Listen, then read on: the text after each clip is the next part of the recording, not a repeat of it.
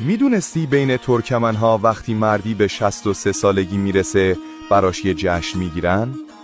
یه جشن مقدس به احترام 63 سال زندگی پیامبر. بهش میگن آقویون، یعنی گوسفند سفید.